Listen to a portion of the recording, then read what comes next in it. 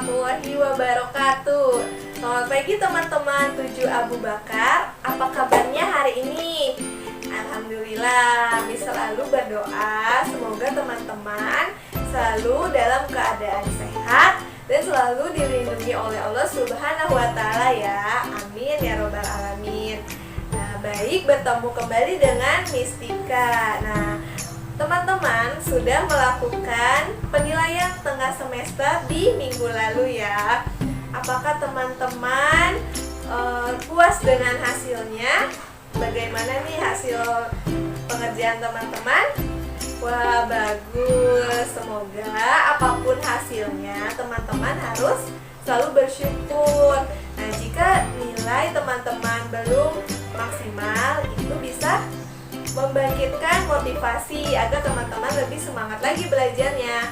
Dan untuk teman-teman yang mendapatkan hasil baik, teman-teman harus mempertahankannya karena mempertahankan lebih sulit ya dibandingkan dengan mengejar. Oke, dan harus perlu diingat, nilai itu bukan menjadi patokan utama dari belajar. Yang penting teman-teman sudah melakukan yang terbaik, mengerjakan dengan jujur ya, dan sudah dengan semaksimal mungkin. Nah, semoga teman-teman di penilaian akhir semester bisa mendapatkan nilai yang terbaik. Nah, makanya teman-teman harus semangat selalu dalam belajarnya. Oke? Baik, hari ini kita akan melanjutkan pembelajaran seperti biasa, itu pembelajaran efektif. Nah, kita sudah memasuki bab 3, yaitu memberdayakan potensi budaya daerah. Yuk teman-teman harus siap dulu nih untuk belajar hari ini. Oke, Miss tanya ya teman-teman, tadi sudah sarapankah? Wah, bagus. Teman-teman sudah sholat duha? Wah, Masya Allah, bagus juga. Dan teman-teman tadi sudah berolahraga dan berjemur? Wah, Masya Allah, hebat semua. Berarti teman-teman sudah siap ya dalam untuk belajar hari ini. Nah, teman-teman juga perlu menyiapkan buku bahasa Indonesia ya, buku paket, buku tulis, dan alat tulisnya. Yuk segera disiapkan. Nah, jika sudah siap, teman-teman juga harus mengawali belajar dengan membaca doa terlebih dahulu. Yuk sama-sama mengucapkan basmalah. Bismillahirrahmanirrahim. Semoga teman-teman bisa menyerap ilmu dengan baik ya hari ini. Oke, amin. Oke, jika sudah berdoa, yuk kita simak video berikut ini. Baik teman-teman, kita sudah sampai di bab 3, yaitu memberdayakan potensi budaya daerah. Pemberdayaan budaya daerah dapat dilakukan dengan membuat teks prosedur. Nah, sebelum kita belajar tentang teks prosedur, sebaiknya kita tahu dulu nih hakikat teks prosedur. Dalam Kamus Besar Bahasa Indonesia atau KBBI, prosedur adalah tahap kegiatan untuk menyelesaikan suatu aktivitas, metode, langkah demi langkah secara pasti dalam memecahkan suatu masalah. Jika melihat dari contoh-contoh teks prosedur, hakikat teks prosedur dapat kita rumuskan menjadi teks yang berisi informasi kepada pembaca tentang cara membuat, cara melakukan, cara memainkan, dan cara menggunakan sesuatu secara tepat. Nah, jadi ini ya teman-teman hakikat teks prosedur. Selanjutnya, tujuan dari teks prosedur adalah untuk menjelaskan kepada orang lain langkah-langkah dalam membuat, melakukan, memainkan, atau menggunakan sesuatu secara tepat. Teks prosedur bertujuan untuk memberikan informasi kepada seseorang yang sebelumnya tidak tahu menjadi tahu, atau seseorang yang sudah tahu menjadi lebih tahu tentang cara membuat atau melakukan atau memainkan atau menggunakan sesuatu. Keberadaan teks prosedur ini sangat diperlukan dalam kehidupan sehari-hari. Membaca teks prosedur dapat membuat kita mendapatkan informasi tentang langkah-langkah atau cara melakukan sesuatu secara tepat. Nah, selanjutnya teks prosedur juga mempunyai ciri-ciri loh teman-teman. Yang pertama, menggunakan kalimat perintah. Yang kedua, menggunakan kata kerja aktif. Yang ketiga, menggunakan konjungsi untuk menurutkan kegiatan. Dan yang terakhir, menggunakan kata keterangan untuk merinci waktu, tempat, dan cara. Selengkapnya, teman-teman bisa membaca materi tentang ciri-ciri teks prosedur di buku paket ya, halaman 72. Oke, kita sekarang mengidentifikasi ciri teks prosedur. Yang pertama, mengidentifikasi tujuan teks prosedur. Tujuan teks prosedur menjelaskan kegiatan yang harus dilakukan agar pembaca atau pemirsa dapat secara tepat dan akurat mengikuti sebuah proses, membuat sesuatu, melakukan suatu pekerjaan, atau menggunakan suatu alat.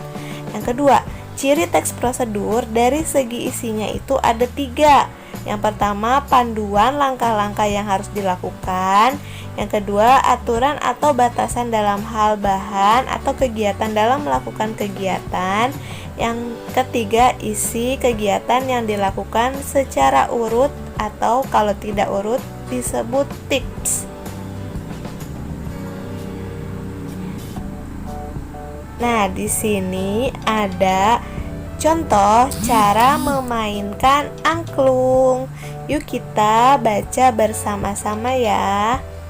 Angklung merupakan warisan seni tradisional Indonesia.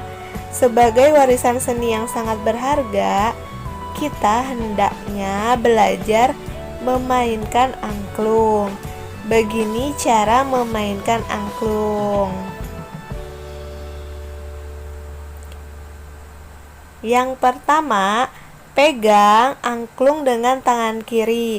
Pegang angklung dengan cara memegang simpul pertemuan dua tiang angklung vertikal dan horizontal yang berada di tengah, sehingga angklung dipegang tepat di tengah-tengah. Kedua, pegang dengan genggaman tangan dan telapak tangan menghadap ke atas ataupun ke bawah. Ketiga, posisikan angklung yang dipegang tegak dan sejajar dengan tubuh. Jarak angklung dari tubuh sebaiknya cukup jauh. Siku tangan kiri hampir lurus agar angklung dapat digetarkan dengan baik dan maksimal.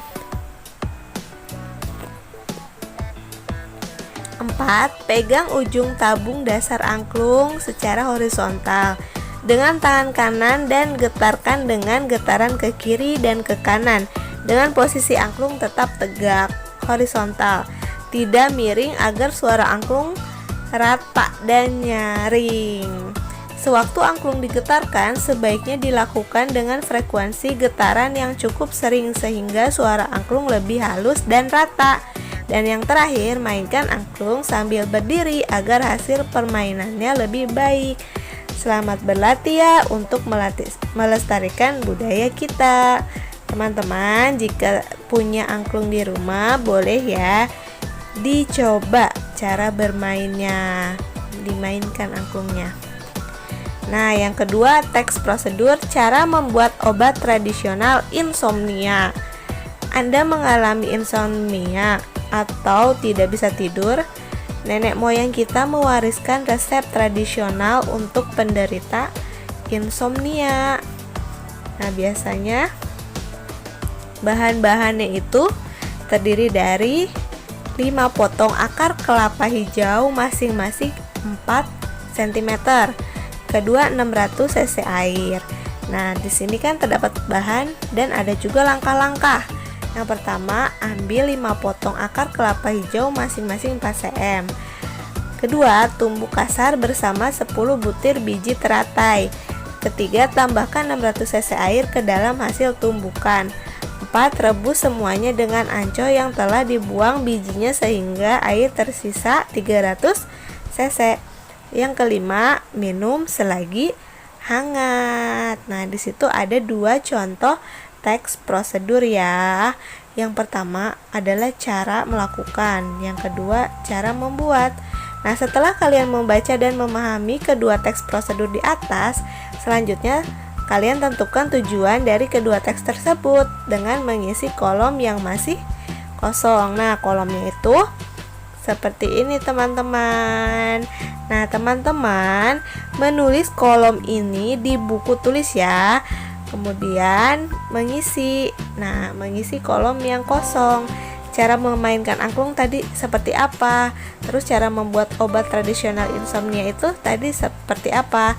Nah, persamaan dari kedua teks itu apa?